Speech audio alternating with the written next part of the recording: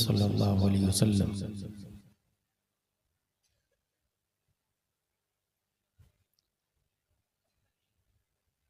मन आदा ली वलियन फ़क़द आज़नतुहु bill herb.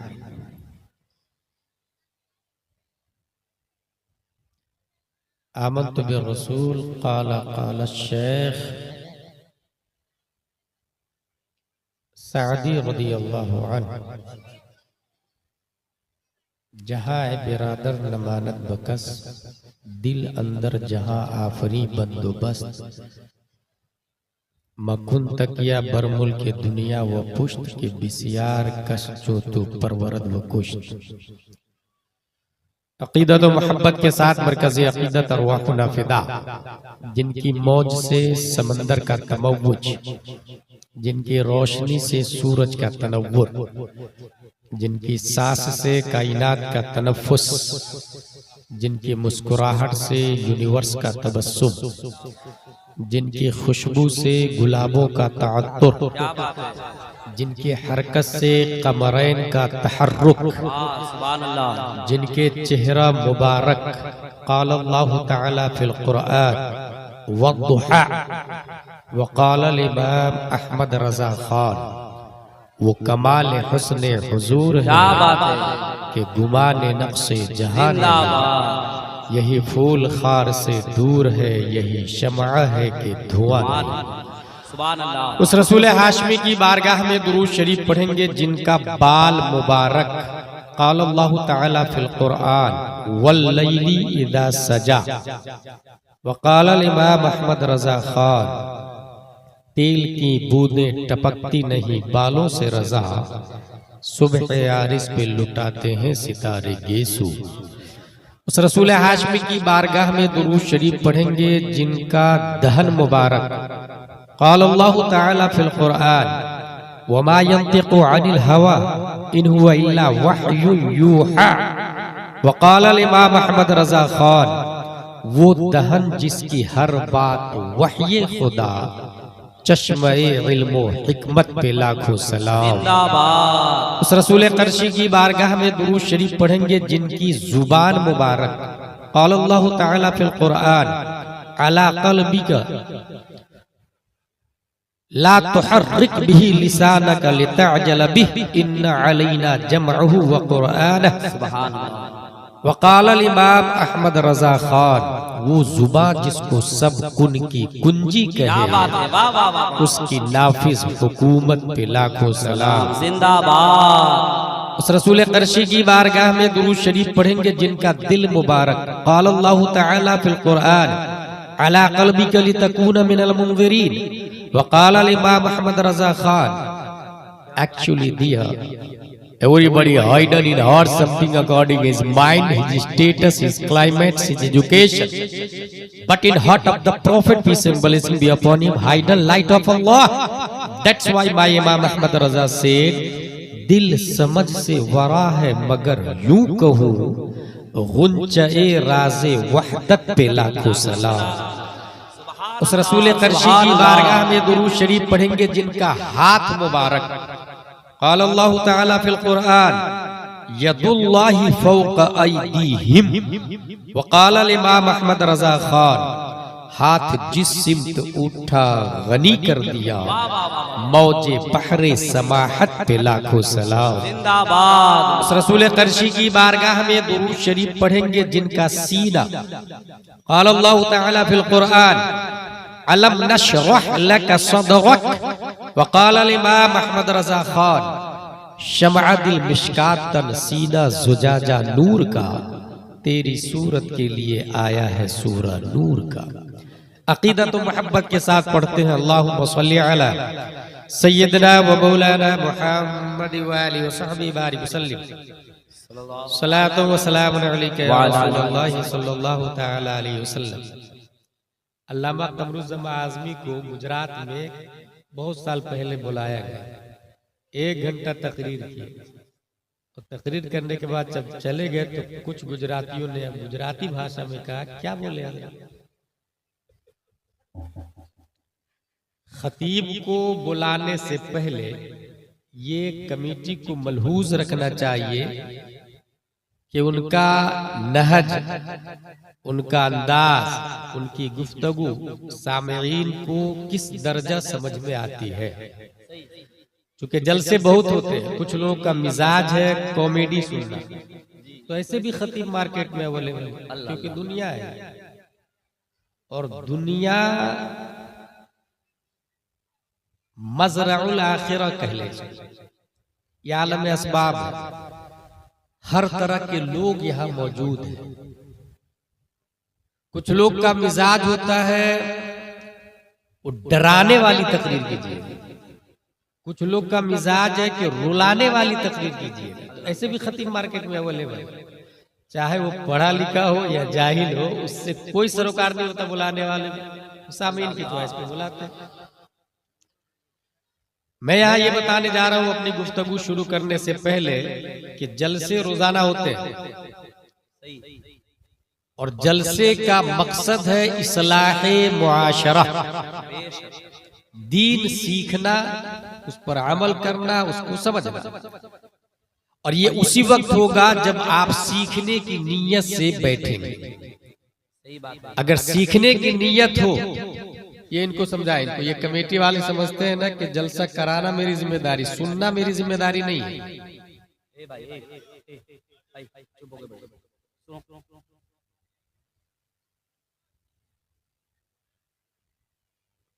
अगर सीखने की नीयत हो तो one sentence can change your life, एक बात ही आपकी जिंदगी बदलने के लिए काफी है।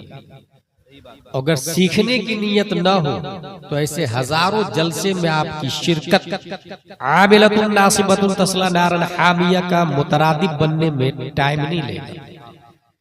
क्योंकि मैंने तारीख का मुताला किया, एक खतीब ने सिर्फ 3 लाइन की तकरीर, बस 3 लाइन की, वो तकरीर ये थी, अय्युहन्नास ऐनल मफर अल बहरु मिन वराइक वल अदु अमामक वलैसा लकुम वल्लाहि इल्ला सिद्क़ वस्सब्र। मेरे भाइयों कहाँ जाओगे, सामने दुश्मन है, पीछे समंदर है जिसमें शार्क है, ब्लू व्हेल है, वो दोनों जान के दुश्मन है। सिवाय इलाए कलमाए हक के दिया is no option, no way, no chance, no street, no path. इस तकरीर को सुनने के बाद सुनने वाले 5000 क्या मजमा, उन्होंने तकरीर सुनी, कश्ती में आग लगाई और उसके बाद जो फाइट किया है उस तकरीर के असर से इतना मुतासिर हुए कि 800 साल तक कुफ्र शिर्क की छाती पर मोहम्मदी झंडा लहराते। जिंदाबाद। मुकर्रिर खुसूसी का नाम था हजरत तारिक बिन जियाद रज़ियल्लाहु ताला। सुभान अल्लाह। एक और जलसे के बारे में मैंने पढ़ा, उस जलसे के बाद लोग तौबा करके नहीं उठते थे। अभी मैंने देखा नकीब आज़म हिंदुस्तान ने ऐलान किया कि नदीम साहब बाद में पढ़ेंगे, अजहरी साहब पहले, तो 2-3-4 लोग को उठ के जाते हुए देखा मैंने। ये एक जाना हराम है या कुफ्र है या शिर्क है, ये एक अलग चैप्टर है, लेकिन उसके जाने से पहले उसकी सोच आए और वो सोच बदलेगी तो हालात बदलेंगे। सीखने की नीयत चीजें दिगर है। नात शरीफ सुनना सवाब का काम है, इसमें कोई शक नहीं, ठीक है, लेकिन जरूरियाते दीन सीखना हर शख्स पर फर्ज है। एक जलसा ऐसा हुआ होता था, बल्कि कई जलसे हुए जिसमें लोग गुनाहों से तौबा करके नहीं उठते थे, बल्कि खशियते इलाही से रूह जिस्म से निकल जाती थी और लोगों की जलसे के इख्तिताम पर लाशें उठाई जाती थी और नमाज़े जनाजा पढ़ी जाती थी। जानते हो जलसा कौन सा जलसा था? जलसा गौसिया था और मुकर्रिर खुसूसी शेख अब्दुल कादिर जिलानी हुआ करते। जिंदाबाद। अपने इंडिया का एक जलसा मैं जानता हूँ, 5, 6, 7 मई 1972 में ये जलसा हुआ था। उस जलसे में अपने करीब के हजरत हुजूर मुजाहिद मिल्लत भी थे। सुभान अल्लाह। मारहरा शरीफ के हुजूर सैयदुल उलमा हुजूर अहसनुल उलमा भी थे।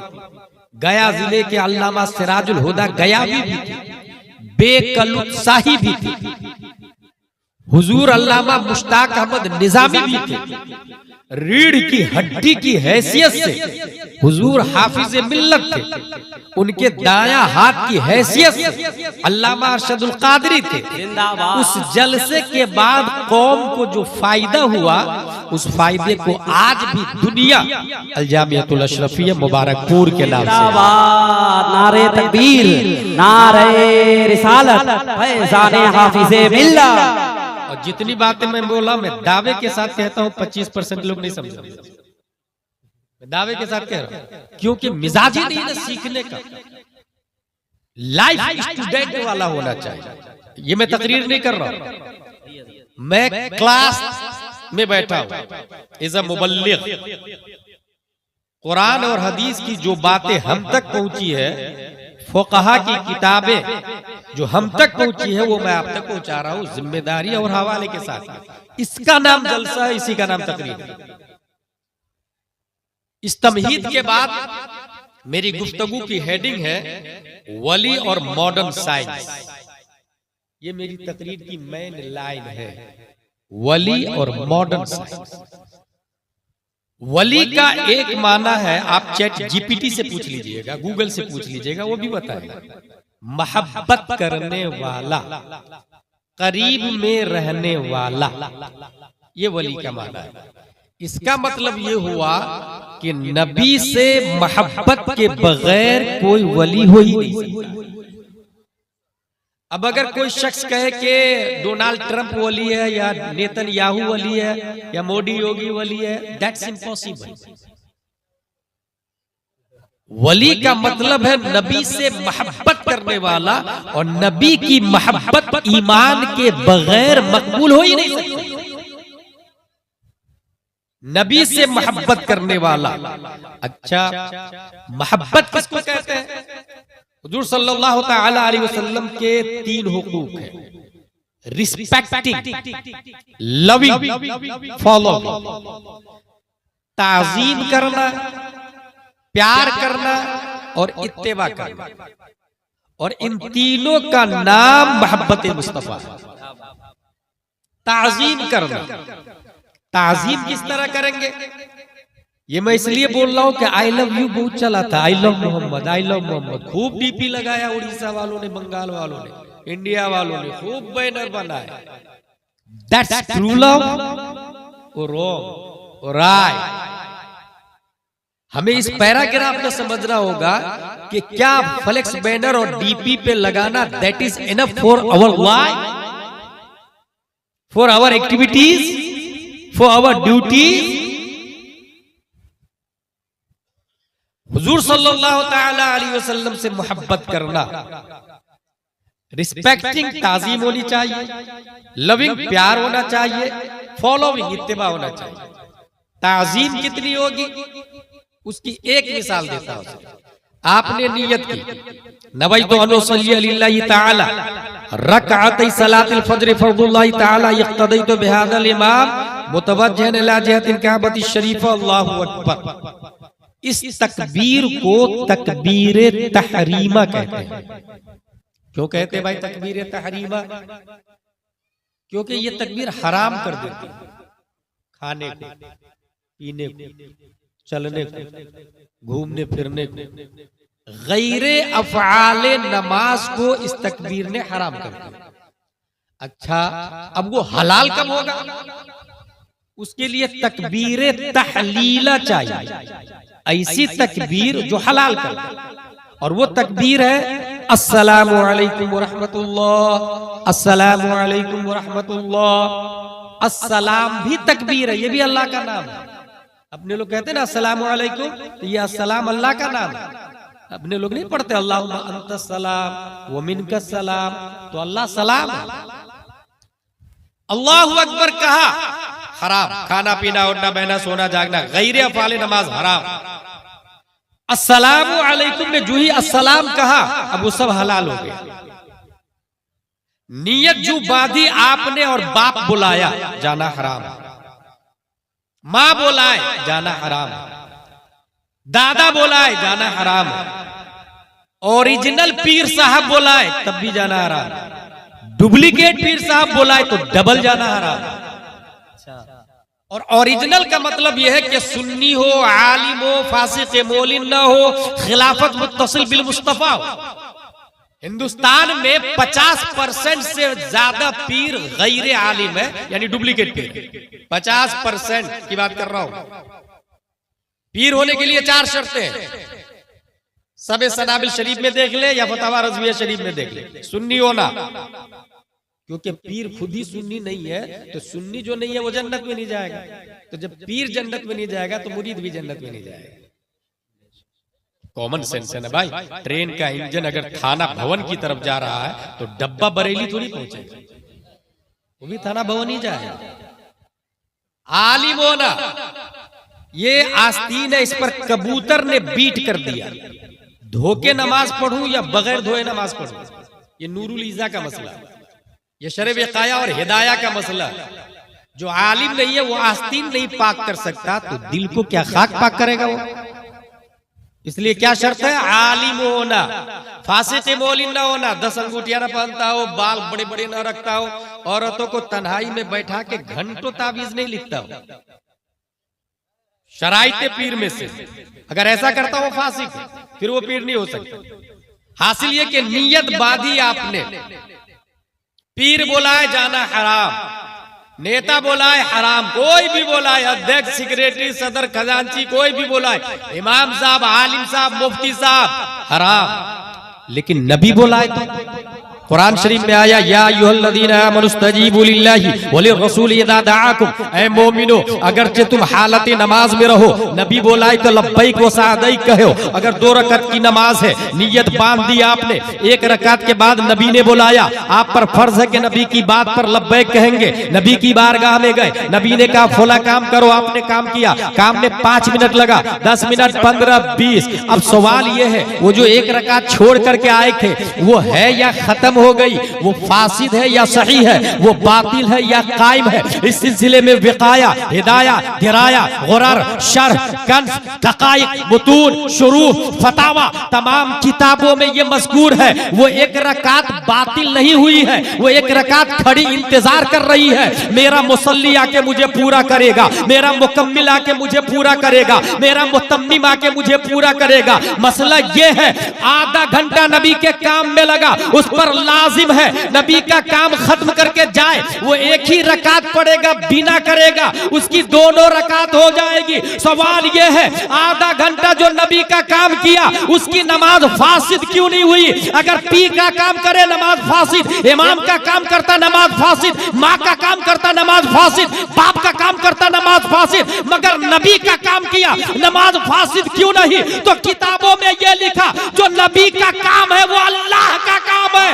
नबी की बात पर अमल करना ये अल्लाह की इबादत है, और अल्लाह की इबादत से एक इबादत दूसरी इबादत को बातिल नहीं करती। बल्कि गुलाम जिलानी अज़हरी जिम्मेदारी से बोलता है, जिस नमाज में नबी ने बुला लिया उस नमाज से बेहतर कोई नमाज नहीं।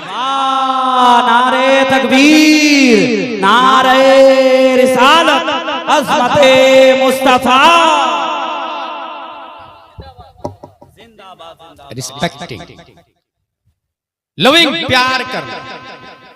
सब लोग कह रहे हैं नबी से मैं प्यार कर रहा, नबी से मैं प्यार कर रहा। शेख सादी अपनी किताब में लिखते हैं, बुलबुला इश्क जपरवाना ब्यामोज का सुख्तरा जाशुद वो आवाज न आयत। बुलबुल अगर इश्क सीखना है तो परवाने से सीख। शमक के गिर्द चक्कर लगा के जान तक दे दिया, और 1 बार भी नहीं बोला मैं आशिक शमा हूं, 1 बार भी नहीं बोला आई लव यू शमा। जपरवाना बेआमोज का सोख्तारा जाशुद आवाज नया। रिस्पेक्टिंग, लविंग, फॉलो, इत्तेबा, नबी की पैरवी। नबी ने दाढ़ी रखी, हम भी दाढ़ी रखी। नबी ने अमामा शरीफ पहना, हम भी पहने। नबी ने नमाज पढ़ी, हम भी पढ़ी। नबी ने झूठ नहीं बोला, हम भी नहीं बोले। नबी ने रोजा रखा, हम भी रखे।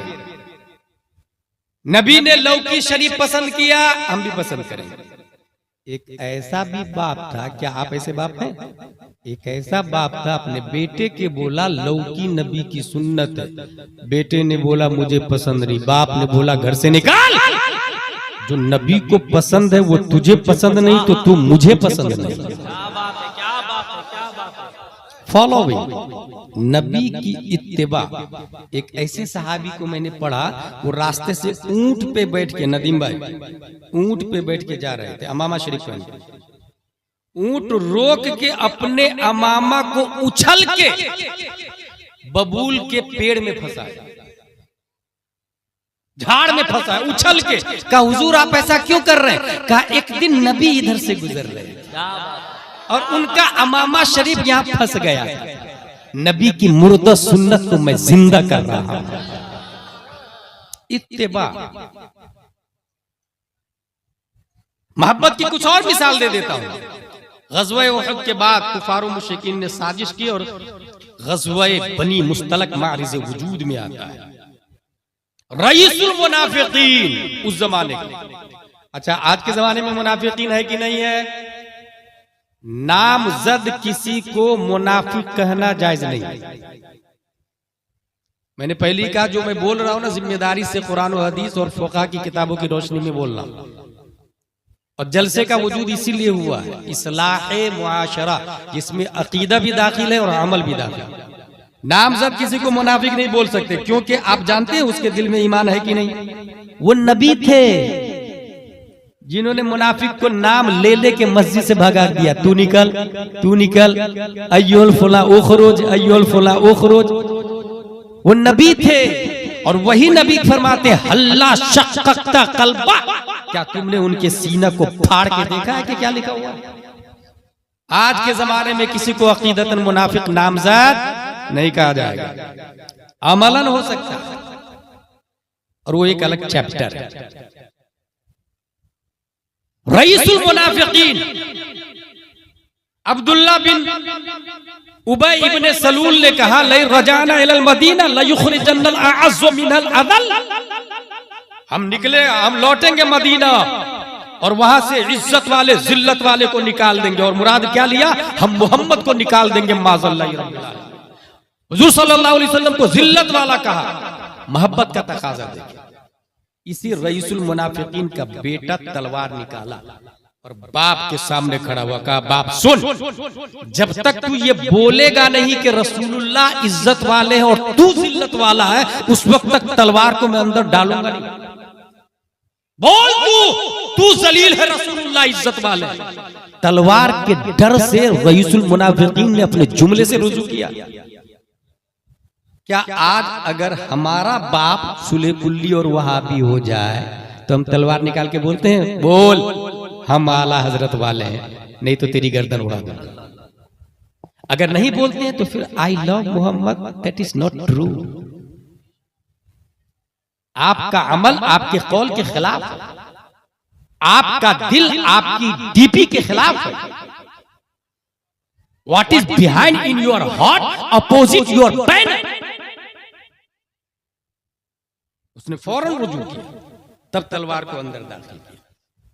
हजरत मुहीसा रज़ियल्लाहु ताला अन्हु ने नबी के कहने पर एक यहूदी की गर्दन उतार दी।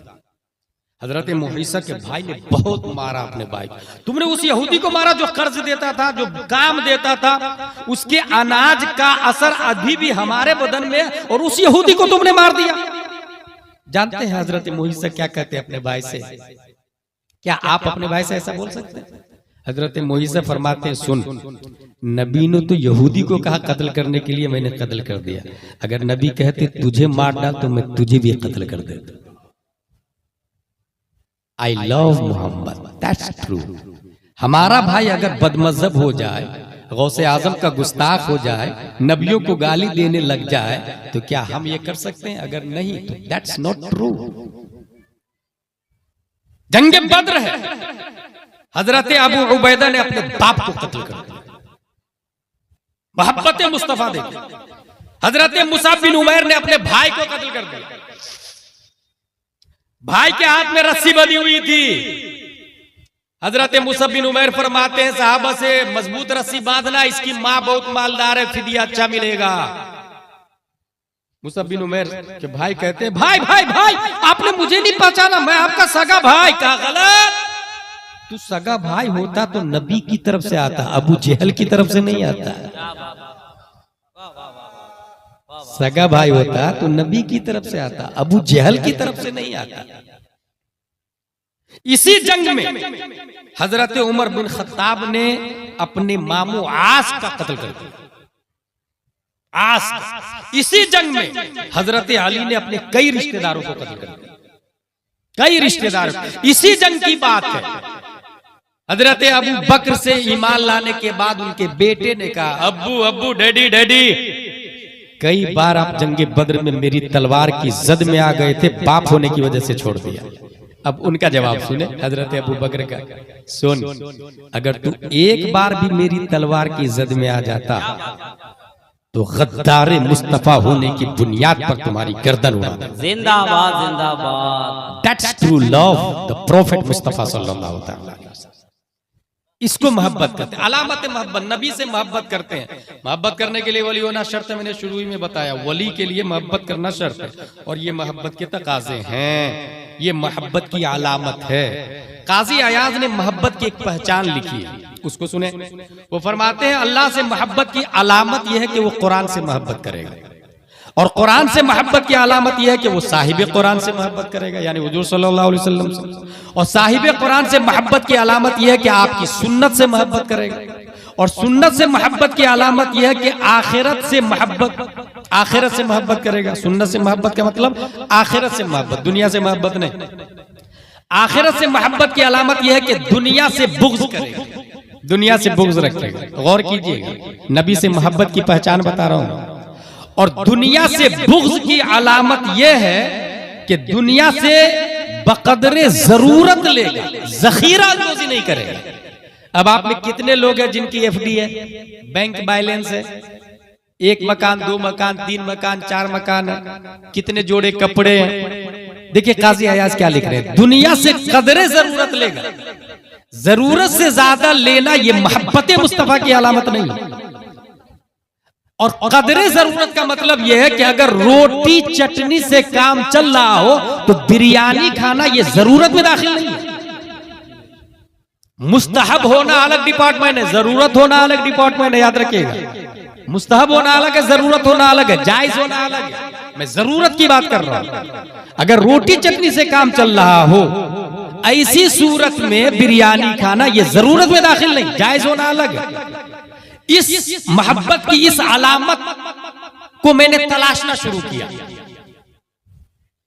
1322 हिजरी में कोई ऐसा आदमी मिले जिसमें नबी की मोहब्बत की यह अलामत हो, नबी की मोहब्बत की यह पहचान किसी इंसान के अंदर हो। कोई इंसान ऐसा देखा आपने जिसके अंदर नबी की मोहब्बत की यह पहचान हो? हमने तलाशना शुरू किया। कर्नाटका में तलाशा, नहीं मिला। गुजरात में तलाशा, नहीं मिला। आंध्रा में तलाशा, नहीं मिला। तेलंगाना में तलाशा, नहीं मिला। यूपी में तलाशा, नहीं मिला। बंगाल में तलाशा, नहीं मिला। लेकिन जब उड़ीसा में तलाशा, 1322 हिजरी 8 मुहर्रमुल हराम और 22 मार्च 1904 में शेख अब्दुल मन्नान की पीठ से एक बच्चा तसर्रुफात की करवटें लेता हुआ रईस आजम उड़ीसा है, मगर अलामते मोहब्बते मुस्तफा उनके अंदर पाई गई।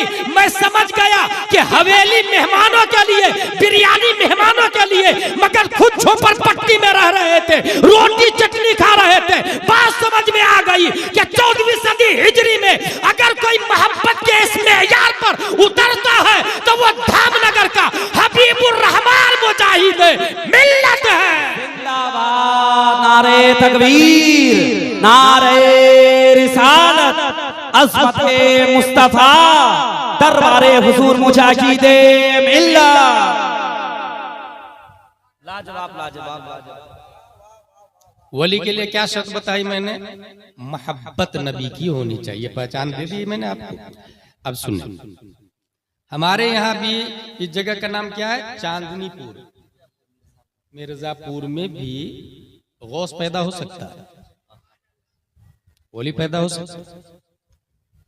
गौस एक है हर जमाने का, उसके बारे में आला हजरत लिखते फतावा रज़विया शरीफ में, हजरत इमाम हसन बसरी से लेकर इमाम महदी तक गौसियत की कुर्सी पर शेख अब्दुल कादिर जिलानी बैठे हुए हैं, जिनकी तरफ ये जलसा मंसूब है। किसको वली बनाना और किसको माजूल करना है, ये जिम्मेदारी उन्हीं की है। और जरूरत पड़ती है किसी पोस्ट, कोई पोस्ट खाली रहता है तो वो चोर को भी वली बना के भेज देते हैं। ये सुन चुका आप लोगों ने। यहां पर ये जहन में रखे कि होगा वली वही जो आलिम है, जो आलिम नहीं वो वली नहीं हो सकता। मेरे पास फोन गया ये कि आपने बोला वली होने के लिए आलिम होना शर्त है। मैंने कहा ना, तो बोले वो गौसे आजम ने जो चोर को वली बना के भेज दिया तो वो कब आलिम बन गया? जवाब सुनिए। अच्छा, सवाल करना अच्छी बात है, लेकिन नीयत सीखने की हो, हक जानने की हो, डैमेज करने की नीयत ना हो, तबाह बर्बाद करना और बदनाम करने की नीयत ना हो। इस्लाम को, अशिया को, किताबों को। उसने क्या कहा? आपने ये कहा वली होने के लिए आलिम हो जाना शर्त है। चोर को जो गौसे आजम ने वली बनाया तो आलिम कब बना? उसका जवाब दिया मैंने, और ये हदीस से साबित है। मैंने उससे ये कहा कि तुम इस बात को मानते हो कि चोर को वली बना दिया? कहा बिल्कुल। मैंने कहा जब इस बात को मान रहे कि चोर को वली बना दिया तो क्या गौसे आजम इस पर कादिर नहीं है कि उस चोर की जिहालत को खत्म करके पहले आलिम बनाया फिर वली बना के भेज दिया? वाह वाह वाह वाह वाह वाह। सामने वाला चुप। और ये हकीकत है, अल्लाह ताला किसी जाहिल को वली नहीं बनाता, और बनाता है तो पहले इल्म अता फरमा देता है, पहले इल्म अता फरमाता है। हासिल ये कि एक गौसे आजम इमाम हसन बसरी से लेकर इमाम महदी तक, और एक हर जमाने का गौस होता है। वलियों की किस्में हैं, अवतार है, अफराद है, अब्दाल है, रिजालुल गईब है, ये सब वलियों की किस्में। हर जमाने का जो गौस है वो मिर्जापुर में भी हो सकता है, मगर उसके लिए शर्त है। शर्त यह है कि मोमिन हो और हराम न खाता हो। याद रखिएगा, मोमिन हो और हराम न खाता हो। अगर आपको 1 करोड़ रुपया मिल जाए रास्ते पर तो आप क्या करेंगे?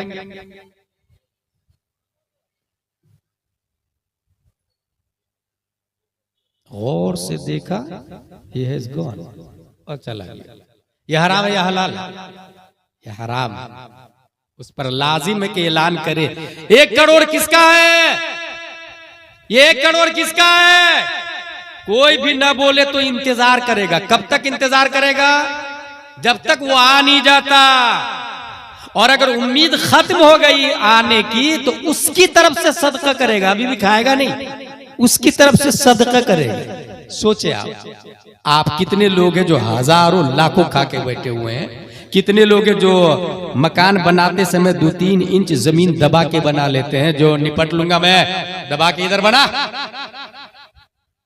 खेत में मेड़ डालते हैं तो थोड़ा सा खसका के डाल देते हैं, देख लूंगा मैं क्या कर लेता है वो। समझ रहे हैं? ऐसे घर में वली नहीं हो सकती। हराम ग़िज़ा पेट में है, वली नहीं।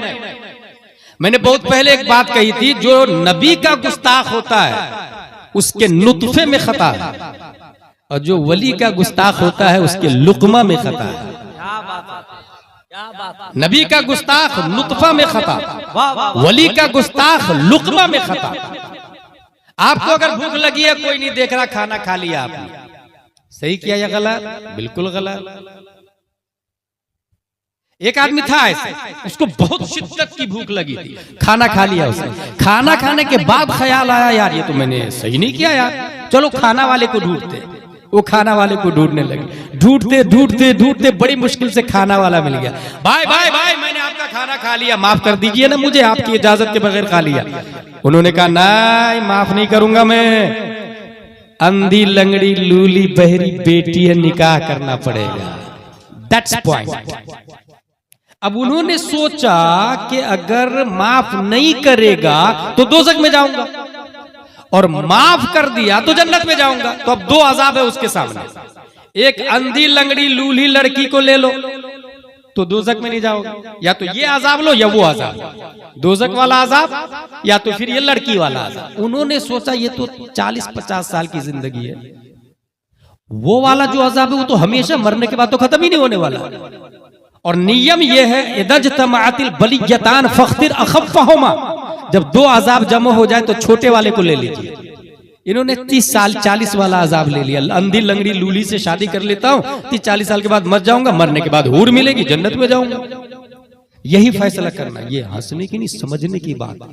कभी भी हराम काम करने का मन करे ना तो यही सोचिएगा कि इसका फायदा टेम्पररी है, वक्ती है, और रिजल्ट जो उसके बाद में है वो अनलिमिटेड है, वो दायमी है।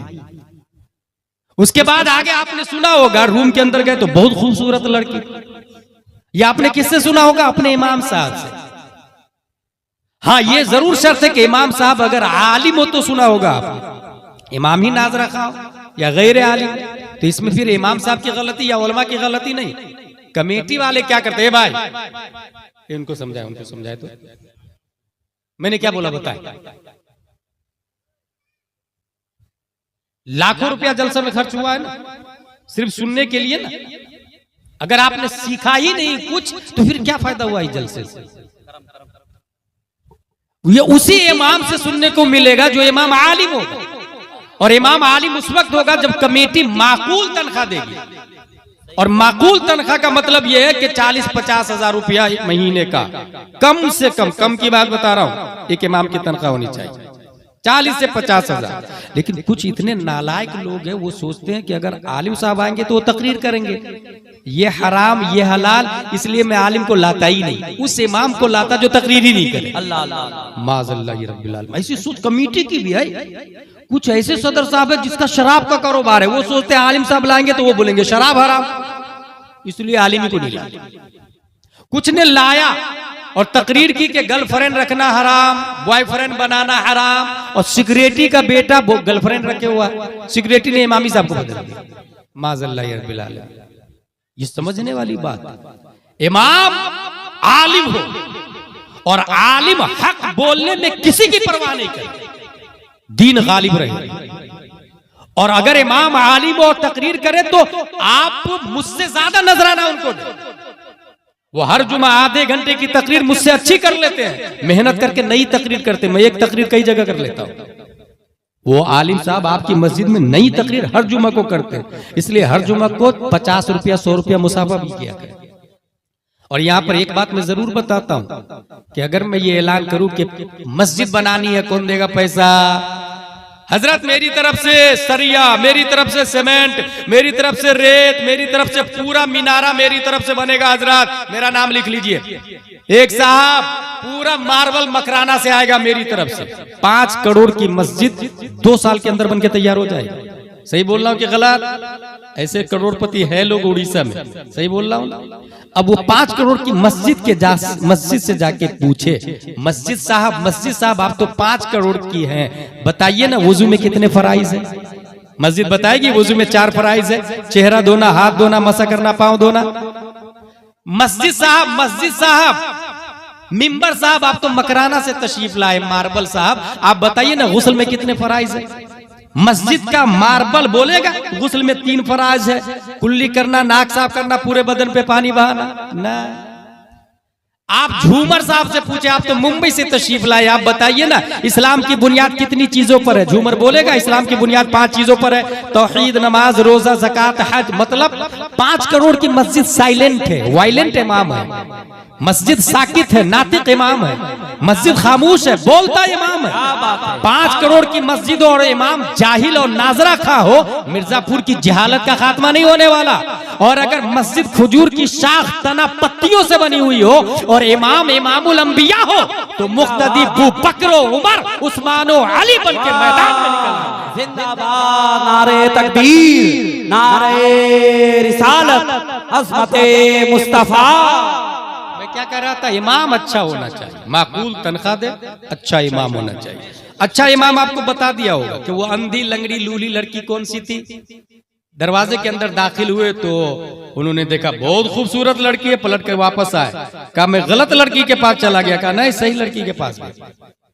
वो अंधी इसलिए कि गैर महरम को नहीं देखा, बहरी इसलिए कि बुराई घंटों बैठ के न की न सुनी, लंगड़ी इसलिए कि कदम खिलाफे शरा कभी चला ही नहीं।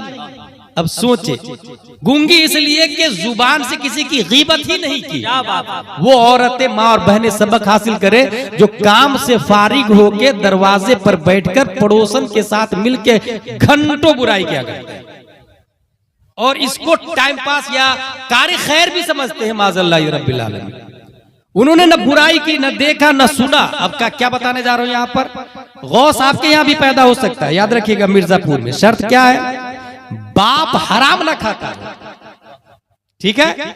माँ गैर महरम को ना देखा हो, माँ को गैर महरम ने ना देखा हो, माँ बाप इतने अच्छे हो, शादी हो जाए, अब जो बच्चा पैदा होता है, पैदा होने से पहले हजरत आदम अलैहिस्सलाम ख्वाब में, हजरत नूह अलैहिस्सलाम उस बाप के ख्वाब में, हजरत मूसा अलैहिस्सलाम ख्वाब में, हजरत ईसा अलैहिस्सलाम ख्वाब में, तमाम अंबिया किराम, बल्कि हजरत अबू बकर है, हजरत उमर है, हजरत उस्मान है, हजरत अली, तलहा, जुबैर, हंसला रदियल्लाहु अन्हुम, प्यारे मुस्तफा सल्लल्लाहु अलैहि वसल्लम, तमाम अंबिया और सहाबा किराम की मौजूदगी में हजरत अबू सालेह के ख्वाब में आते हैं और इरशाद फरमाते हैं, या अबा सालेह इन्नल्लाह अअताका इब्नन हुवा वलिय्यी व वलिय्युल्लाह व महबूबी व महबूबुल्लाह व सयकूनु लहू शानुन फिल औलिया कशानी बैनल अंबिया व रसूल। है अबू सालेह, तुम्हारे यहाँ जो बच्चा पैदा हो रहा है वो मेरा भी वली है, अल्लाह का भी वली है, वो मेरा भी महबूब है, अल्लाह का भी वो महबूब है, और अनकरीब उनकी शान तमाम वलियों में वैसी ही होगी जैसे मेरी शान तमाम नबियों में है। वो बच्चा कोई और नहीं, 470 हिजरी में जीलान की धरती पर शेख अबू सालेह की पीठ से, उम्मुल खैर फातिमा के पेट से पैदा होने वाला शेख अब्दुल कादिर जीलानी है। जिंदाबाद जिंदाबाद, नारे तकबीर, नारे रिसालत, फैज़ाने हुजूर गौसे आजम, करामते हुजूर गौसे आजम।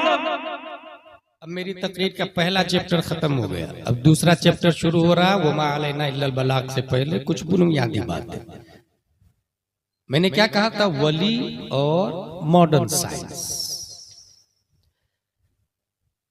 3 लाइनें बहुत मशहूर है दुनिया में, क ख ग ग अंग च छ ज ज या ट ठ ड ढ न प फ भ भ म य र ल व इला आखिर। ABCDEFGHIJKLMNOPQRSTUVWXYZ अलिफ बा ता सा जीम हा खा दाल दाल रा ज़ा सीन शीन सॉन्ग ग क़ ज़ ऐन गैन फा क़ाफ काफ लाम मीम नून वाव हालम अलिफ हमज़ा या। ठीक है, ये जो क ख ग ग और ABCD वाला है ना, इन लोगों का कहना है कि हमने बहुत तरक्की कर लिया है। The world has been changed in global village. Technology, laptop, role top, satellite, iPhone, NASA, Tesla सब बीट कर रहे हैं। चैट जीपीटी, अलग अलग कंपनी के AI अलग अलग तरीके से आ रहे हैं। एक साइंटिस्ट है जो पैदा हुआ 1993 में, उसका नाम है चार्ल्स बेनिट। वो टेलीपोर्टेशन का नजरिया दे रहा है, क्वांटम टेलीपोर्टेशन।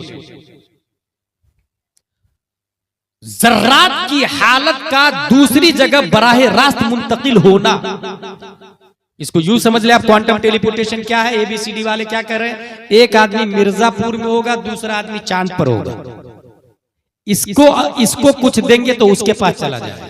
इसको कहते हैं क्वांटम टेलीपोर्टेशन। इसकी तैयारी चल रही है मुकम्मल तौर से। आपने छोटी शॉर्ट क्लिप में देखा होगा, इंसान मशीन में जाता है और गायब हो जाता है, टेलीपोर्टेशन। बहुत खुश हो गए हम, दुनिया में इतनी तरक्की कर गए, क्वांटम टेलीपोर्टेशन को वजूद में ला रहा है। किसने कहा ये नर्सरी LKG UKG वाले, CBSE वाले ने, क ख ग घ वाले ने। हमने कहा जा आलिफ बात आसा पढ़ के बता, या सरनल कुरान की तरफ आ, दारुल उलूम मुजाहिदे मिल्लत की तरफ आ, जमदा शाही रोनाही अशरफिया अमजदिया जामियातुर रज़ा की तरफ आ। तामीर अदब में एक बात लिखी हुई है, तामीर अदब, प्राइमरी की किताब से बात कर रहा हूं मैं। तामीर अदब क्वांटम टेलीपोर्टेशन की दलील दे रहा हूं। बादशाह सियाहत के लिए निकला, गन्ना की खेती देखा, उसका मन किया कि यह है क्या, का फल है क्या, कैसा लगता है? बोले बहुत मीठा। गन्ना तोड़ा, छीला और खाया तो मजा आ गया उसको। कहा यार मेरे मुल्क में गन्ना मुझे पता ही नहीं, टैक्स लागू कर दिया इस पर। कहा हर साल टैक्स भरना पड़ेगा गन्ना का। ये सोच लिया, सोचाई अभी है, सोचाई टैक्स देगा, टैक्स में गन्ना आएगा, मजे से मैं भी, मेरी बीवी भी, मेरे बच्चे भी खाएंगे। ये सोचा, एक गन्ना खा लिया, अब दूसरा गन्ना खाया, रसी नहीं है उसमें। किसान से कह रहा क्या बात है, उस गन्ना, वो गन्ना बहुत मीठा था और रसीला था, इसमें तो रसी नहीं है। जानते किसान ने क्या बोला? लगता है बादशाह की नीयत खराब हो गई है। That's quantum teleportation. उसकी नीयत गलत हुई, नीयत खराब हुई, उसका असर गन्ने पर आ गया। क्वांटम टेलीपोर्टेशन, नीयत खराब हुई, असर गन्ने पर आ गया। That's quantum teleportation. एक इंसान यहां सोचा, और जो आप सोच रहे, जैसे ट्विंस ब्रदर नहीं होता, दो जुड़वा भाई, ये जो सोचता है वो सोचता है, इसको मारे तो उसको तकलीफ होती है। That's quantum teleportation. और इसकी दूसरी दलील मैं ये देता हूं कि ये तो 21वीं सदी ईस्वी है ना, पीछे पलटे 15वीं सदी हिजरी है ना, 14वीं, 13वीं, 12वीं, 11वीं, 10वीं, 9वीं, 8वीं, 7वीं, 6वीं, 470 हिजरी में शेख अब्दुल कादिर जिलानी पैदा होते हैं, और आप ही ने बैक वक्त 70 घरों में दावत को कबूल कर लिया। क्या बात है, वाह। Quantum teleportation. ये क ग वाले अभी भी सक्सेस नहीं हुए हैं टेलीपोर्टेशन में, और 900 साल पहले गौसे आजम ने प्रैक्टिकली करके दिखा दिया। वली और मॉडर्न साइंस याद रखिएगा। दूसरी दलील, एक साइंटिस्ट है जिसका नाम है डेविड हार्वे, ये भी ABCD वाला है, ये पैदा हुआ 1878 में। इसका कहना क्या है? Space time compression. आपके लिए 1 घंटा, दूसरे के लिए 1000 साल। आपके लिए 1 किलोमीटर, दूसरे के लिए 1000 किलोमीटर। ये पॉसिबल है। ये बोल रहा है, कौन बोल रहा है? ये डेविड हार्वे। मैंने कहा यार ये कौन सी तू नई बात बोल रहा, और कौन सा दुनिया में तीर मार लिया तुमने, कौन सी चीजें डिस्कवर्ड कर ली तुमने? जरा कुरान शरीफ तो पढ़। या सरनल कुरान तामीर अदब कंप्लीट करके, अम्मा पारा कंप्लीट करके कुरान शरीफ तो पढ़ो तो समझ में आएगा।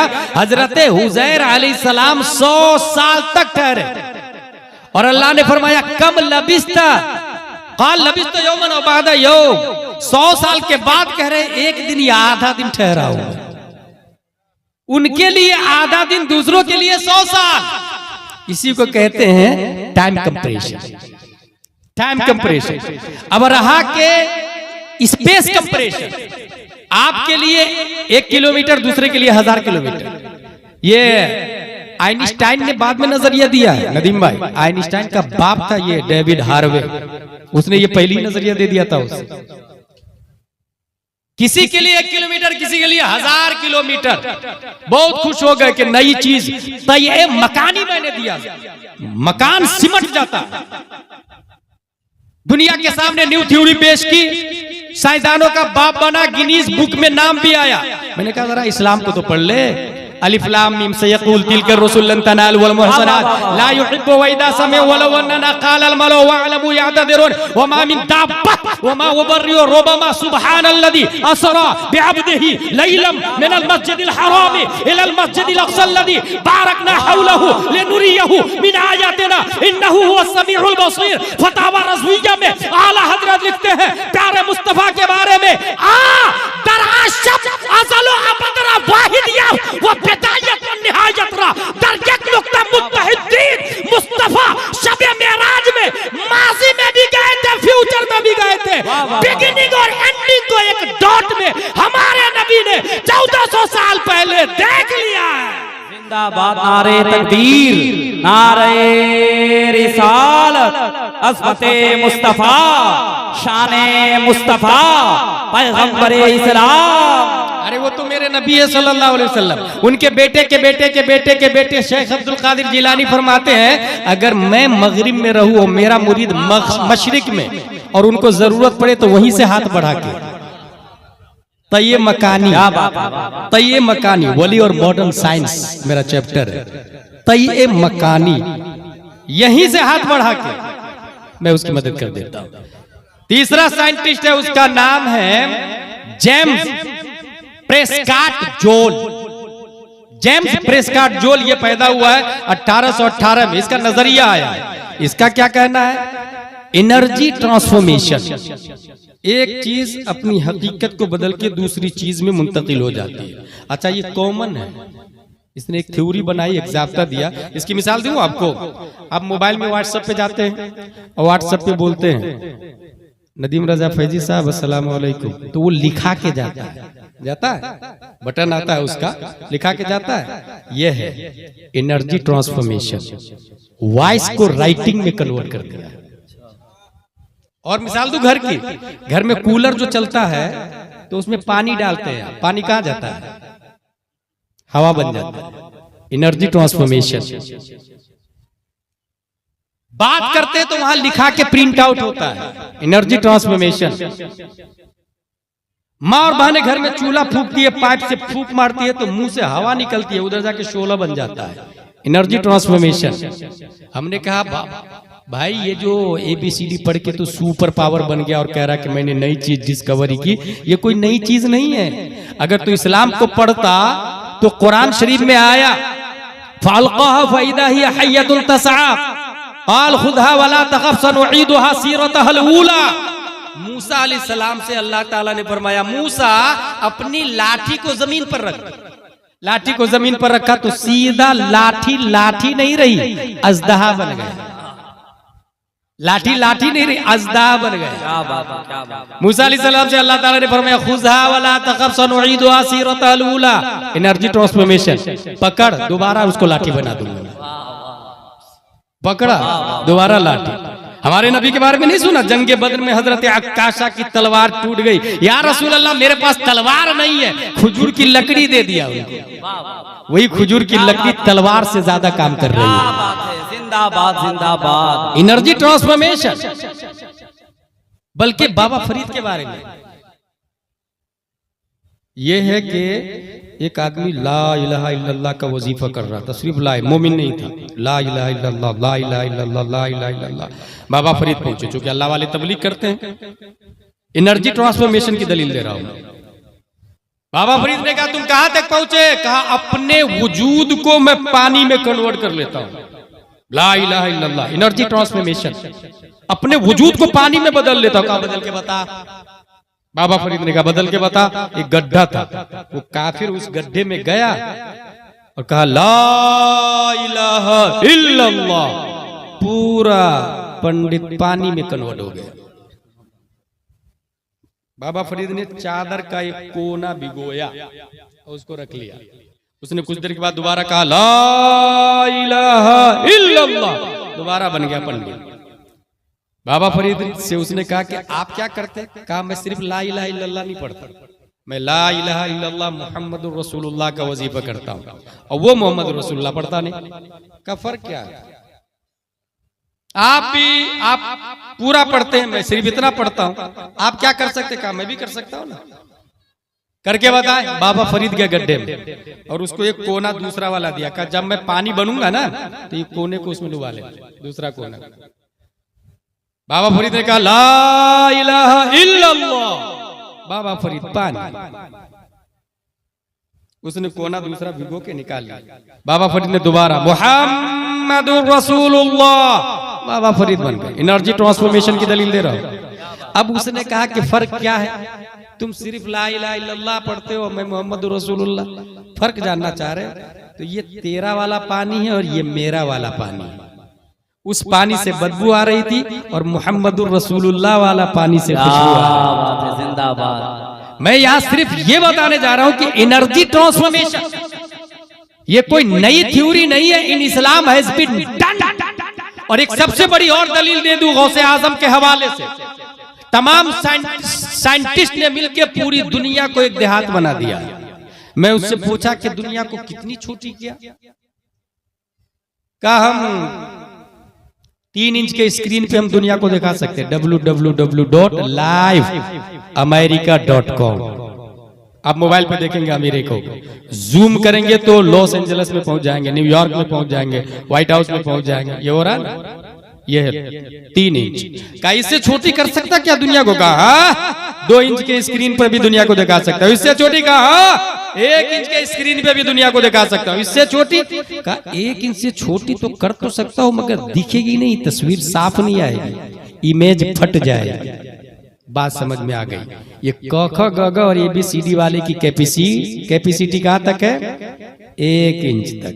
अब जरा अलिफ बा ता सा की तरफ आए।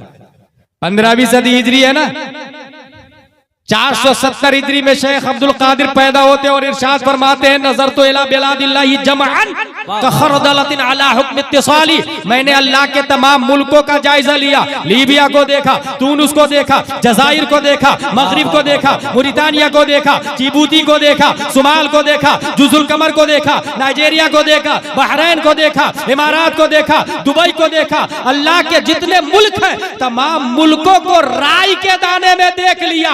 पता ये चला 21वीं सदी ईस्वी में तमाम साइंटिस्ट मिलके 1 इंच से कम में दुनिया को ना देखा सके। मैं आवाज देता हूं, न्यूटन आजा, डार्विन आजा, जरकाली आजा, केपलर आजा, सोक्रात आजा, बोक्रात आजा, कैम्ब्रिज आजा, ऑक्सफोर्ड आजा, कॉन्वेंट आजा, saint Pius, saint Joseph, little flower, डकातेरा, प्रोफेसर, डॉक्टर सब आजा। तुम सब मिलके 1 इंच से कम में दुनिया को ना देखा सके। 800 साल पहले मेरे गौस ने पूरी दुनिया को राय का दाना। क्या बात है, जिंदाबाद जिंदाबाद, नारे तकबीर, नारे रिसालत, अज़मते गौसे आज़म।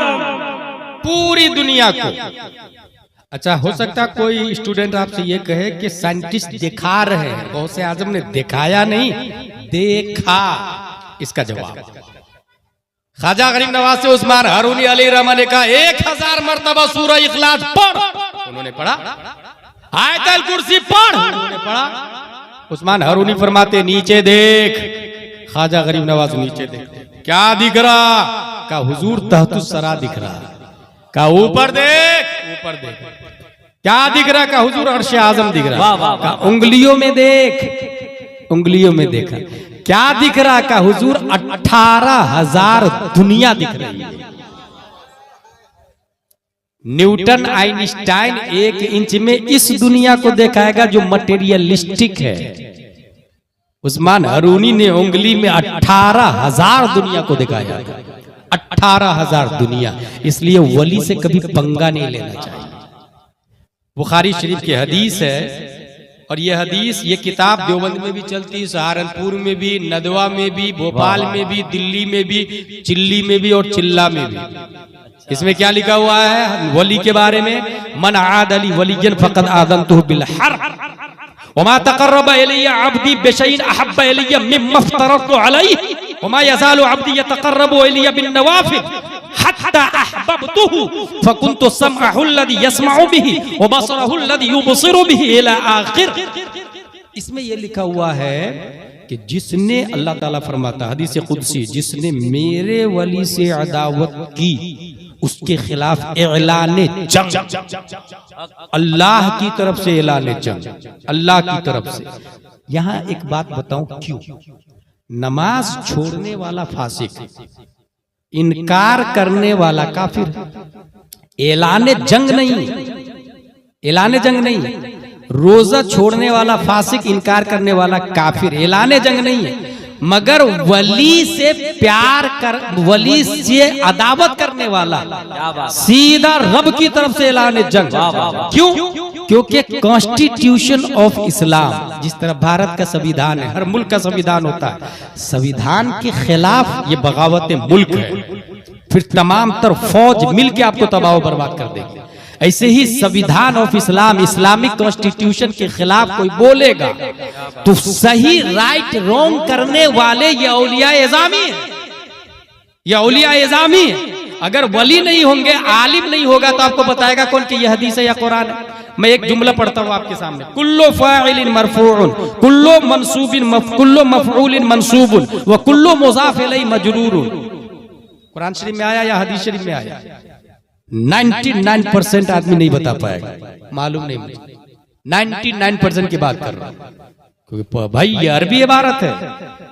कम से कम तो हाफिज साहब होना चाहिए इसको समझने के लिए। हाफिज साहब कहेंगे हाँ ये कुरान में कहीं नहीं आया है, ये नहीं बता पाएंगे हाफिज साहब कौन सी हदीस में आया है, और ये हदीस है या नहीं इसको समझने के लिए 9 साल आलिम का कोर्स करना पड़ेगा। 9 साल आलिम का कोर्स। तो इसलिए वली से अदावत अगर किया तो इस्लाम का स्ट्रक्चर ही बिगड़ जाएगा। इसलिए जिसने वली से अदावत की अल्लाह की तरफ से ऐलान जंग, क्योंकि वही हमें बताते हैं सही क्या है गलत क्या है, और ये सही और गलत का जो जान लिया समझिए वो आदमी नजात पा जाएगा। मुझे एक बात याद आ रही है, मैं आखिरी पॉइंट बता रहा हूं। हुजूर सल्लल्लाहु अलैहि वसल्लम को ताइफ में लोगों ने मारा था, ये सुना आपने? पत्थरों से मारा था लोगों ने। अभी जो लोग उम्रा पे जाते हैं, हज पे जाते हैं, वो ताइफ वो जगह दिखाई जाती है। अच्छा, पता अबू जहल का जहां घर था वहां टॉयलेट बना हुआ है, ये पता आप लोग? जो लोग हज करने गए उनको पता। हासिल ये कि नबी को जिन लोगों ने पत्थर मारा तो हुजूर सल्लल्लाहु अलैहि वसल्लम क्या कह रहे थे पता है? अल्लाहुम्मा हद कौमी फइन्नहुम ला यअलमून। इबारत देखे, ए अल्लाह इन्हें हिदायत दे, ये मुझे नहीं जानते। इसका मतलब मेरे बारे में इन्हें इल्म दे, नबी के बारे में इल्म दे, क्योंकि जो नबी को जान लिया वो अबू बकर बन गया, वो उमर बन गया, वो तलहा जुबैर और हंसला बन गया, और जो जितनी जल्दी जाना उतना ही बड़ा सहाबी बन गया। और कीजिएगा, जो जितनी जल्दी जाना उतना ही बड़ा सहाबी बन गया। ये पॉइंट इसलिए बोल रहा हूं कि अभी इख्तिलाफ है। एक आदमी बोल रहा हजरत अली सबसे बड़े, दूसरा आदमी बोल रहा नहीं अबू बकर सबसे बड़े। ये जो बोल रहा हजरत अली सबसे बड़े, इसको राफजी और मौलाई कहा जाता है, और खूब लड़ रहे हैं खूब। एक इतना मरदूद शायर है, वो बोलता है कि खिलाफत में चौथे नंबर पर है ना, तो कुरान भी तो चौथे दर्जे की किताब है, तौरात इंजील जबूर के बाद आई है, लेकिन सबसे बड़ा सबसे अहम किताब है ना कुरान, ऐसी चौथे दर्जे खिलाफत में है, लेकिन है सबसे अहम। कौन बोल रहा है? ये मौलाई बोल रहा है। ऐसे शायर को मत बुलाइए। नकीब भी ऐसा चल रहा है, ऐसे नकीब को मत बुलाइए। नदीम भाई हंसने वाली नहीं, समझने वाली बात है। कब ईमान चला जाएगा पता ही नहीं चलेगा। इसलिए नकीब, शायर, खतीब को बुलाने से पहले अपने मोहल्ले के बासलाहियत इमाम और आलिम से राब्ता कीजिएगा, वही बताएंगे कि किसको बुलाना किसको नहीं बुलाना। अगर आपको लग रहा है इमामी सूलह कुल्ली है, तो अपने जो स्टेट के बड़े इदारे मरकजी लोग हैं, जैसे हमारे यहाँ दारुल उलूम मुजाहिदे मिल्लत है, वहां से पता करेंगे अगर शक हो तो कि हम इसको बुलाएं या नहीं बुलाएं। अब देखें क्या कह रहे हैं मौलाई लोग। हजरत अली दा पहला नंबर, हजरत अली सबसे बड़े। अच्छा, तमाम तर लोगों का इत्तेफाक है कि सबसे बड़े हजरत अबू बकर सिद्दीक है, लेकिन मैं आपको लॉजिकली दलील देता हूं बड़े कैसे हैं और बड़ा क्यों होता है। एक आदमी ये बोल रहा है कि सबसे बड़े बहादुर हजरत अली है और सबसे बड़े आलिम भी हजरत अली है, तो जो सबसे बड़े आलिम और सबसे बड़े बहादुर हो वही सबसे बड़े सहाबी है। और खैबर के किले को बू बकरो उमर ने उखाड़ा नहीं था, हजरत अली ने उखाड़ा था। इसका मतलब सबसे बड़े बहादुर। नबी ने फरमाया अना मदीनतुल इल्म व अलीयुन बाबुहा, मैं इल्म का शहर हूं, अली उसके दरवाजे हैं। इसका मतलब सबसे बड़े अल्लामा, तो सबसे बड़े सहाबी भी यही हुए। कौन बोल रहे हैं? ये मौलाई राफजी लोग ये बोल रहे हैं। अब आइए मैं आपको सही दलील देता हूं किताबों से, अहले सुन्नत व जमात की किताबों से। हजरत अली से पूछा गया, हजरत आप बताइए ना सबसे बड़े बहादुर कौन है तमाम सहाबा में, और सबसे बड़े अल्लामा कौन है? हजरत अली से पूछा गया। दुनिया के तमाम मौलाई और राफजियों से कहूंगा अगर हजरत अली से प्यार हकीकत में है तो हजरत अली की बात पे अमल करना शुरू कर दे। आज से अमल करना शुरू कर दे। हजरत अली जवाब देते हैं हुवा आलमुना व अशजाउना, ऐसा सुन, तमाम सहाबा में सबसे बड़े बहादुर भी अबू बकर है और सबसे बड़े अल्लामा भी अबू बकर है। सबसे बड़े बहादुर भी और सबसे बड़े अल्लामा भी। हजरत अली से कहा कि सबसे बड़े बहादुर वो कैसे हो गए? खैबर के किले को तो आपने उखाड़ के फेंका था। कहा ना, जंगे बद्र में हम थे, हम 313 थे और वो लोग 950, और हर सहाबी के मुकाबिल में कोई ना कोई काफिर है, हर सहाबी के मुकाबिल में, बल्कि एक सहाबी के मुकाबिल में राउंड फिगर में ले तो 3 काफिर। ठीक है, एक सहाबी के मुकाबिल में 3 काफिर। सहाबी जाते थे जहन्नम रसीद करते थे और वापस आते थे, दूसरे सहाबी जाते थे, ये होता था। गौर कीजिए, 313 950। हजरत अली फरमाते हैं कि हम में हर एक के मुकाबला में कोई ना कोई काफिर, लेकिन 950 काफिर का टारगेट सिर्फ मुस्तफा है। सारे 900 कुफारो मुश्रिकीन सोच रहे कि नबी को मार दो, न रहे बांस न बजे बांसुरी माजल्ला। अबू जहल एंड कंपनी सोच रही है नबी को टारगेट करो, उसको खत्म कर दो, मामला खत्म हो जाएगा। मतलब ये हर सहाबी के मुकाबले में 3 काफिर, लेकिन 950 के मुकाबले में तन्हा मुस्तफा है। उनके मुकाबले में अब ऐलान हुआ सहाबा में कौन है जो नबी का बॉडीगार्ड रहेगा, कौन है जो नबी का खादिम रहेगा, कौन है जो नबी की झोपड़ी के गेट पर चौकीदारी करेगा। नबी के लिए झोपड़पट्टी बनाई गई थी, उस झोपड़पट्टी का नाम था अरीश। नबी अरीश झोपड़पट्टी में आराम गाह है। ऐलान हुआ नबी के दरवाजे पे कौन रहेगा जो राउंड करेगा, घूमेगा, जो देखेगा। अबू जहल का तीर तो नहीं आया, उतबा का तीर तो नहीं आ रहा, शीबा का तीर तो नहीं आ रहा। 950 के तलवारों के जद में रहने के मुतरादिफ ऐलान हुआ कौन है जो नबी के खादिम बन के नबी की खिदमत में रहेगा। हजरत अली फरमाते मिन्ना अहदुन इल्ला अबू बकर, हम में कोई आगे नहीं बढ़ा सिवाय अबू बकर के। इसका मतलब 313 में सबसे बड़े बहादुर अबू कहाफा का बेटा सिद्दीक अकबर है। जिंदाबाद, नारे तकबीर, नारे रिसालत। हजरत अबू बकर सिद्दीक। मौलाइयों, राफियों, शियों, अगर जर्रा बराबर गैरत है, जहालत से दोस्ती नहीं है, इल्म से दोस्ती है, तो आओ हजरत अली की बात मान लो ताकि तुम्हें पता चल जाए और तुम भी मोहब्बत का हक अदा करो और मैं भी मोहब्बत का हक अदा करता हूँ। फिर हम दोनों मिलके साथ में ये कहते हैं अहले सुन्नत का है बेड़ा पाला साहब हुजूर, नज्म है और नाम है इतरत रसूलुल्लाह। नारे तकबीर, नारे तबाही मचा के रख दिया लोगों। स्टेजों पर आ गए, मदरसों में आ गए, खानकाहों में जगह दी जा रही है। ऐसे शायर को उम्र का टिकट दिया जा रहा, माज़अल्लाह या रब्बिल आलमीन। हज का टिकट दिया जा रहा, माज़अल्लाह या रब्बिल आलमीन। कहां चला गया हमारा दीन, कहां चला गया शऊर, कहां चला गया इदराक। सबसे बड़े बहादुर कौन? हजरत अबू बकर। सबसे बड़े अल्लामा। अब इसकी एक लॉजिकली दलील दो। इस किताब ये डायरी है मेरी, इसमें मैं लिखता हूं तकरीर, फिर आप लोग को सुनाता हूं क्योंकि मैं कमजोर आदमी हूं। लिख करके, याद करके, मेहनत करके तकरीर करता हूं। लेकिन इसको अगर आप पढ़ना चाहें तो इसको कौन पढ़ पाएगा? इसमें इंग्लिश भी है, हिंदी भी है, फारसी भी, अरबी भी है। जिसको चारों लैंग्वेज आती है जाहिर सी बात। इसमें क्या क्या लिखा हुआ है कौन जानेगा? जो इसको पढ़ेगा। बार बार यही है ना, आलिम ऑक्सफोर्ड में पढ़ने वाले को नहीं कहते, आलिम नाम है नबी को पढ़ना। और नबी को किसने कितना पढ़ा, सफर में, हजर में, हर जगह नबी के साथ में कौन रहे? सबसे ज्यादा नबी के साथ में जिंदगी गुजारने वाले हजरत अबू बकर सिद्दीक रज़ियल्लाहु ताला अन्हु की जाते गिरामी है। हजरत, इसलिए और नबी को पढ़ना ही इल्म है, याद रखिएगा। एक और पॉइंट बता दूं, हमारे नबी तमाम नबियों में सबसे अफजल क्यों है? क्योंकि सबसे ज्यादा रब के करीब हमारे नबी सल्लल्लाहु अलैहि वसल्लम, ठीक है। और हमारे नबी के सहाबा में सबसे बड़े वही होंगे जो हमारे नबी के सबसे ज्यादा करीब होंगे। एक दलील दे दी। अब सबसे बड़े अल्लामा हजरत अबू बकर है, उसकी दलील ले। ऐलान हुआ,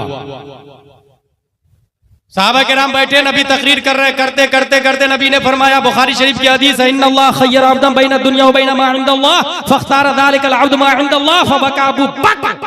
नबी तकरीर कर रहे कि लोगों, अल्लाह ने एक बंदे को 2 ऑप्शन दिया, दुनिया व आखिरत। उस बंदे ने आखिरत को कबूल कर लिया। ये तकरीर नबी कर रहे थे, सहाबा तकरीर सुन रहे हैं। सुनते सुनते हजरत अबू बकर सिद्दीक रोने लगे, बहुत रोए, बहुत रोए, बहुत रोए। दूसरे साहबी ने कहा, हुजूर आप क्यों रो रहे हैं? नबी ने तो आम बंदे के बारे में बात की है, तो आप क्यों रो रहे हैं? हजरत अबू बकर फरमाते हैं, आम बंदे के बारे में नहीं बात की, खुद नबी ने अपने बारे में बात की है। और अनकरीब नबी का इंतकाल होने वाला। नबी के जुमले से ये समझना कि नबी का इंतकाल होने वाला है, कितना बड़ा मुफ्ती चाहिए, कितना बड़ा मुजतहिद चाहिए, कितना बड़ा अल्लामा होना चाहिए। एक और मिसाल दे दूं, फतावा रज़विया के कुछ इबारत को दीमक खा गया था। हाफिज अल्लामा अब्दुर रऊफ बलियावी दीमक खाए हुई इबारत को अपनी तरफ से लिखते थे, इस यकीन के साथ कि आला हजरत ने इस जुमला के बाद यही जुमला लिखा होगा। कितना इल्म चाहिए आला हजरत की इबारत को समझना और इस इबारत के बाद यही इबारत होगी, अपनी तरफ से लिखना। कितना इल्म चाहिए इसके लिए। नबी के जुमले से ये इस्तिदलाल करना कि नबी का इंतकाल होने वाला है। तमाम सहाबा में किसी के दिमाग में ये बात नहीं आई सिवाय हजरत अबू बकर के। इसका मतलब ये हुआ हजरत अबू बकर सिद्दीक से बढ़ के कोई आलिम ही नहीं। हजरत अबू बकर सिद्दीक से बढ़ के तौहीद और रिसालत के शहदाई कोई आलिम नहीं। इसलिए दुनिया के तमाम मौलाई और हाफियों से कहूंगा कि इस्लाम को समझे, हकीकत को समझे, और बगैर सोचे समझे एतराज करना, टिप्पणी करना, जैसे चैनल के जरिए बहुत तबाही मचाई है। चैनल के जरिए कोई किसी के खिलाफ भी बोल देता, अच्छा सही भी बात रहे तो टीआरपी बढ़ाने के लिए चैनल वाले कट करते, हेडिंग अपनी तरफ से डालते, हुआ रहता अंडा और कहते हैं बच्चे के 4-5 बच्चे भी हो गए, और फिर खूब मार्केट में वायर सिर्फ टीआरपी बढ़ाने के लिए। अभी हाल ही में मैंने खुद एक अपनी क्लिप देखी और उसमें ये आया कि देखो इन्होंने अजहरी साहब ने क्या बोल दिया, क्या बोल दिया, क्या बोल दिया, जबकि वो अली अली अली के हवाले से मैंने 4-5 साल पहले कहा था। उसमें लफ्ज ये था कि उस शब्बीर को बुलाया काले आदमी को। लफ्ज क्या? काले। हमारा रद्द कर रहा है एक आदमी क्लिप में, कौन है नहीं मालूम, बोले उसने कलवा बोला। देखिए काले और कलवा में फर्क है, गौर कीजिएगा। काले ये रंगो नस्ल का जिक्र तायीन के लिए ये जायज है, तौहीनो तस्गीर के लिए नहीं। मिसाल के तौर पर हजर अस्वद, काला पत्थर, गुंबद खजरा, हरा गुंबद। आला हजरत फरमाते हजर अस्वद काबे जानो दिल, यानी मोहरे नबुव्वत पे लाखों सलाम। मुसव्वदा किताब छपने से पहले जब वो रफ पोजीशन पर किताब होती है ना, उसको मुसव्वदा कहते हैं। मुसव्वदा का मतलब ये काला किया हुआ। तो तायीनो तशखीस और मरहले बयान करने के लिए जायज है। किसी का रद्द करने से पहले ये जहन में रहे इमालुल कलाम औला मिन इहमालिही, आकिल बालिग के कलाम को मुहमल और लग़्व करार देने से बेहतर है उसे बामाना करार देना। इसलिए मैं जो लोग टीआरपी बढ़ाने के लिए बड़े उलमा को टारगेट करते हैं, खुतबा को या अच्छे आदमी को टारगेट करते हैं, उन लोगों के लिए नसीहत है, हिसाब तो उन्हें भी देना पड़ेगा। उसमें मैंने ये कहा था अली अली का जिक्र हो तो ऐसा जलसा गैर शऊरी तौर पर अहले तशय्यो को प्रमोट करता है। लफ्ज पे गौर कीजिएगा, गैर शऊरी तौर पर। ये गैर शऊरी क्या होता है भाई साहब? गैर शऊरी का मतलब है बगैर सोचे समझे, बेइरादा, लाशऊरी के तौर पर। अंग्रेजी में इसको कहते हैं अनकॉन्शियस। और गैर शऊरी तौर पर जो होता है उसमें शरीयत का हुक्म ही नहीं लगता है, शरीयत गिरफ्त नहीं करती। जैसे सोते सोते आप किसी को गाली दे, फांसी का हुक्म नहीं लगेगा। सोते सोते हज करके आ जाए, हाजी का हुक्म नहीं लगेगा। सोने में ज़कात दे दे, ज़कात अदा नहीं होगी आपकी। गैर शऊरी तौर पर, लफ्ज मेरा गौर कीजिएगा क्या था? गैर शऊरी तौर पर। मुफ्ती आजम इनका एक शेर है, बेखुदी में सजदे दर या तवाफ, जो किया अच्छा किया फिर तुझको किया। आला हजरत का शेर, बेखुदी में सजदे दर या तवाफ। आला हजरत ही का ना, जिम्मेदार आप ही होंगे। जो किया अच्छा किया फिर तुझको किया, नज दिया सब तज दिया फिर तुझको किया। यही सब है ना उसमें, तुझको किया। तो ये जो आला हजरत का कलाम है, इसमें जो ये लफ्ज आया है बेखुदी, तो ये है बेशऊरी, बेइरादी, गैर इख्तियारी। इस पे शरीयत का हुक्म नहीं लगता है। मैंने क्या कहा है? गैर शऊरी तौर पर। इसलिए अली अली करने वाले पर शरीयत का हुक्म नहीं लगाया मैंने। गैर शऊरी तौर से ये जलसा अहले तशय्यो की तरफ जाता है। ये जुमला बहुत नफातुल्लाह और शरीयत के दायरे में समझने के लिए दरसे निजामी चाहिए। अनकॉन्शियस, जैसे मैंने कुछ मिसालें दे दी आपको। अच्छा, बेशऊरी में कुछ होता है तो शरीयत का हुक्म नहीं लगता। हजरत अली की हदीस है, अन अली रज़ियल्लाहु अन्हु क़ाल रुफ़िअल क़लम अन सलास, अनिल नाइम हत्ता यस्तयक़िज़, व अनिस सबी हत्ता यहतलिम, व अनिल मजनून हत्ता युफ़ीक़। 3 लोगों से शरीयत ने कलम को उठा लिया। नंबर 1 जो सो रहा है, शरीयत का कलम उठा हुआ है, कुछ भी करे सोने में। मैंने बताया ना नदीम भाई, ज़कात दे अदा नहीं होगी, उसे देना पड़ेगा बाहर आकर के। बच्चा जब तक बालिग ना हो जाए, और पागल जब तक होश में ना आ जाए। तो हमने कहा गैर शऊरी तौर से ये जलसा अहले तशय्यो की तरफ जाता है। उसने गिरफ्त की कि ये उलमा ने कहा, किस आलिम दीन ने कह लिया। अब मैं बता रहा हूं आपको, सुनो ये कैसे जाता है। दुनिया में इंसान की दो किस्में, मुस्लिम और काफिर, ठीक है। मुस्लिम की दो किस्में, सुन्नी मुस्लिम, शिया मुस्लिम। शिया भी मुस्लिम ही है काफिर की नजर में। अलीगढ़ वगैरह में जाके देखिएगा सुन्नी सेक्टर, शिया सेक्टर लिखा रहता है। अब जो सुन्नी मुस्लिम है फिर उसमें भी अहले सुन्नत है और अहले बिदअत है, ठीक है। सिर्फ इंडिया की बात नहीं कर रहा मैं, पूरी दुनिया में शियाओं का जलसा होता है, उसमें हजरत अली की तारीफ होती है। अबू बकर का नाम नहीं लिया जाता, उमर का नाम नहीं लिया जाता, गौर कीजिएगा। अब जिस जलसे में हजरत अली अली अली अली हो, हजरत अली की तारीफ हो, हजरत अबू बकर उमर का जिक्र न हो, तो हमारा जलसा और उनके जलसे में क्या फर्क रहा। मैं ये नहीं कह रहा वो शिया हो गए, यही तो समझने वाली बात है कि आपका अकीदा सही है मगर आपके जलसे में अबू बकर का जिक्र नहीं हुआ तो गैर शऊरी तौर से वो अहले तशय्यो की तरफ जाता है। यानी आपका जलसा भी बगैर जिक्र अबू बकर के, उनका जलसा भी बगैर जिक्र अबू बकर उमर के, तो ये अबू बकर के जिक्र न करने में मुशाबहत हुई। और हदीस शरीफ में मन तशब्बह बिकौमिन फहुवा मिनहुम, जो जिसकी मुशाबहत इख्तियार करेगा वो उसी में से है। इसीलिए मैंने कहा गैर शऊरी तौर से ये जलसा अहले तशय्यो की तरफ जाता है। और ये मन तशब्बह बिकौमिन फहुवा मिनहुम, ये कई किताबों में लिखा हुआ, ये सबको मालूम है, हमारे उलमा भी इस बात को अच्छी तरीके से जानते हैं। एक और मिसाल दे दूं आपको, नदीम भाई, हजरत उमर तौरेत पढ़ रहे थे, नबी सल्लल्लाहु अलैहि वसल्लम चेहरा फेर लिया और जलाल में आ गए। हजरत उमर कहते या रसूल अल्लाह, ये अल्लाह की किताब है, अल्लाह की, हजरत मूसा पे नाजिल हुई। नबी जलाल में आ गए और फरमाते उमर, अगर मूसा भी होते ना तो मेरी किताब पढ़ते और मुझे नबी मानते। मूसा भी होते तो मेरी किताब पढ़ते और मुझे नबी मानते। अब यहां बताना ये चाह रहा हूं कि नबी ने जो रोका या नाराजगी का इजहार किया, क्या हजरत मूसा से नबी को प्यार नहीं था? क्या तौरेत की हकीकत से नबी वाकिफ नहीं थे? मगर उमर का पढ़ना गैर शऊरी तौर से यहूदियत को प्रमोट करता है, यहूदियत को प्रमोट करता है। इस वजह से हुजूर सल्लल्लाहु ताला अलैहि वसल्लम ने मना कर दिया।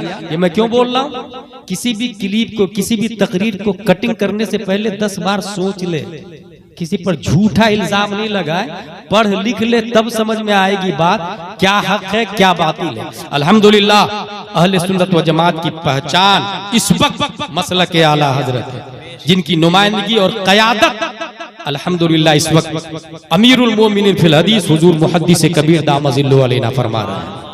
बहुत आसान तरीका, कोई मसला नहीं समझ में आएगा तो अपने अकाबिर से पूछ लीजिएगा। ऐसे इंजीनियर मिर्जा और जाकिर नायक की तरफ मोबाइल के जरिए लोग माइल हो रहे हैं, इसलिए हमने क्या किया है, एक ऐसा चैनल खोला है जिसमें वीडियो न हो, सिर्फ और सिर्फ ऑडियो और सवालों जवाब हो, ताकि लोगों को बदमजहबों से बचाया जा सके। पहली बात यह ध्यान में रखें, मोबाइल से सिर्फ दीन सीखना यह जायज नहीं है, उस जब तक तहकीक न हो कि ये बात किसकी है और क्या है। इसलिए हर कसो नाकस की तकरीर सुन के उस पर अमल नहीं किया जाएगा।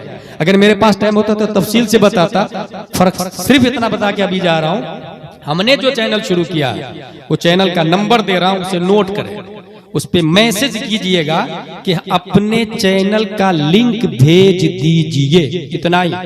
बार बार फोन किया या बार बार मैसेज किया तो एक बटन से ब्लैक लिस्ट में जाता है। तो कहा इतना टाइम में सबकी सुने आप। चैनल में सवाल जवाब होंगे, दूसरा सवाल करेगा, जवाब आएगा चैनल में, उससे फायदा हासिल करे, दीन सीखे और समझे। चैनल का नंबर है, नोट करें, 90090